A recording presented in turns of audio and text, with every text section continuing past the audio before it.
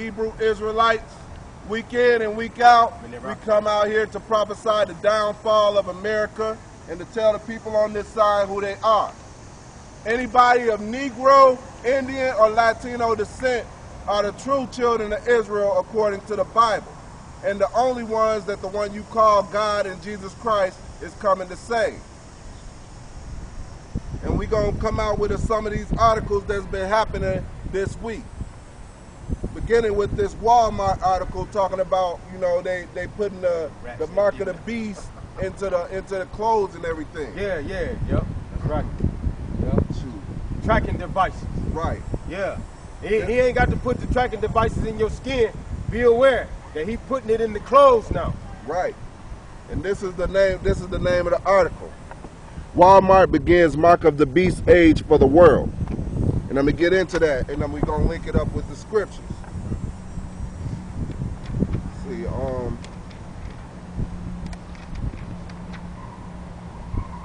we begin with like the fourth paragraph. Russian leaders have long identified both the United States and European Union as being the places where the mark of the beast age will originate. These nations have for the past nearly 4 decades engaged in systematic eradication of the Christian knowledge from their societies, with many of them adopting laws banning the teachings of religions in their school and forbidding their students to have Bibles in their possessions. Then I'm going to go down. Let's see. Walmart, their recent announcement that they will begin putting what they call radio frequency identification, RFID, computer tags into certain items of clothing beginning August 1st, 2010. The RFID tag is the mark of the beast. We're just talking about this, and you got that Revelation 13, right? Go ahead, read that. Revelations 13 and 16. And he causeth all, both small and great, rich and poor, free and bond, to receive a mark in their right hand or in their foreheads, that no man might buy or sell, save he that hath the mark or the name of the beast or the number of his name. Here is wisdom. Let him that hath understanding count the number of the beast, for it is the number of a man. And his number is 666. Now, if you know about a score is 20. So 3 scores would be 60. So that number would be 666, which is also known on the barcode. The first 2 lines, the middle 2 lines, and the last 2 lines represent 6. And that's that mark of the beast. And let me read some of the rest of this article.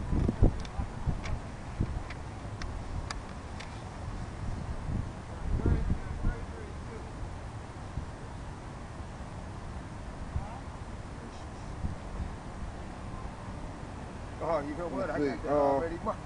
Yeah. It says RFID incorporated into a product, animal, or person for the purpose of identification, tracking using radio waves.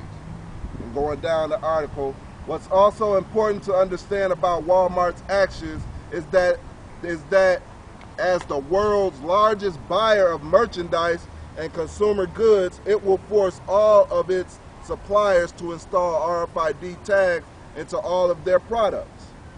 Moving down. Merchandise are not the only things being implanted with RFID chips. All farm animals in their countries are computer tagged and controlled. All that is left now is the implanting into human beings these same RFID tags being put into farm animals. That's all that's left. If they putting it into farm animals and they putting it into clothes, all that's left is to put it into people. That's right. And that's why he read that.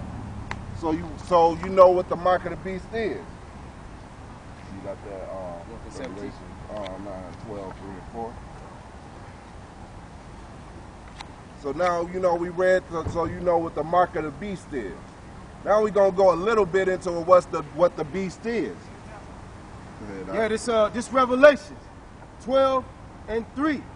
And there appeared another wonder in heaven, And behold, the great red dragon having 7 heads and 10 horns. The great red dragon. And 7 crowns upon his head.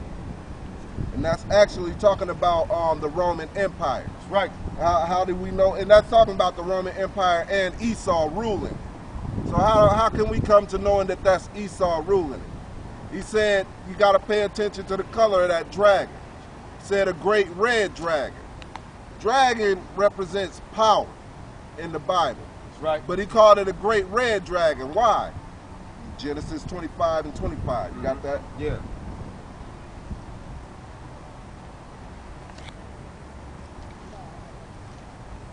Genesis 25 and 25. And the first came out red, all over like a hairy garment. And they called his name Esau. Okay, read that one more time. And the first came out red, all over like an hairy garment. And they called his name Esau. Go ahead, read 26 with it. And after that came his brother out, and his hand took hold on Esau's heel. And his name was called Yaquah.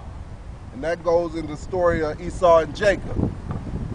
Or Ishashua and Yaquah. That's right. That's what that goes into. Gotta eat him out here. Yeah, hey, you gotta eat him right there. Yeah, get him on camera. Put him Because, on camera. you know, Put him on stage. because You got a question? That's the progenitor of who the Bible says is Esau. Right. Their patriarch, that's their patriarch. That's that redness. Because, you know, they call themselves white, but the cameraman got on a white shirt. As a matter of fact, my shoes are white. They ain't the cleanest white, but they white. That's right. And when you see a so-called white person, they don't show up as white. It's red. Hey, That's what it is. Can I say this out? Go ahead, This chick was walking down the street the other day, and I trying to tell her about her progenitor being Esau. Right. But you know what she said? She said, "Oh no, Esau was the bad one in the Bible." Yeah. I said, "Hey, well you need to accept that your progenitor is an evil man. Exactly. Was an evil man. Right. So throughout history, that lineage have kept going. Right. God have not destroyed nations since the flood on the earth. No, the earth have never been wiped out again. So today, where's Esau's generation? Right. Get him on camera, huh? Because they're the generation Native of Americans. Huh? Ojibwa. The Native Americans let them see the sign, huh? The Native Americans come from the tribe of Gad, Right. the North American Indian. If your father's He's at the powwow right now at Mount Pleasant. Your father is Indian. Ojibwa. Yeah. Well, what happened to you? My mom's not. Okay, well, hold on. Let me ask you something. Look at this sign. Do you believe that this sign is true? I like Benjamin. No. Damn, just one. I'm talking about this is the whole children of Israel. These are the 12 lost tribes that the Bible speaks of. Do you believe on this? If you can look at this and believe on this, your spirit might go back to our lineage. Right. The Lord also said confuses the faces. Confusing the faces.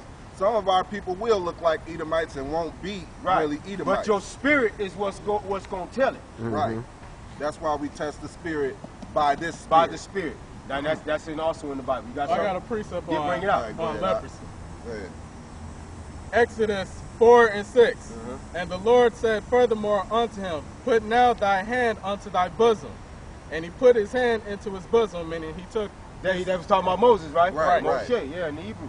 hand in his bosom like that. And when he took it out, behold, his hand was leprous as snow. Basically, his hand turned white. It didn't turn all the way red, but it turned white, like shoes white. Right. But basically, leprosy is when the melanin is taken from your skin. That's what leprosy is. Right. And he said, Put thine hand into thy bosom again. And he put his hand into his bosom again, and plucked it out of his bosom. And behold, it was turned again as his other flesh. I didn't read 4. So reason being, reason being I brought that precept out is because we come to find out that Esau is a natural leper in the Bible. Right. But he's a clean leper. Right. He was born a clean leper. That's in Revelations 13. Which actually is, 13 and 19. you ever seen an albino? 13 and 19. Those actually are leprous people, but they clean. Right. But now you can also get the diseased leprosy also. That's unclean.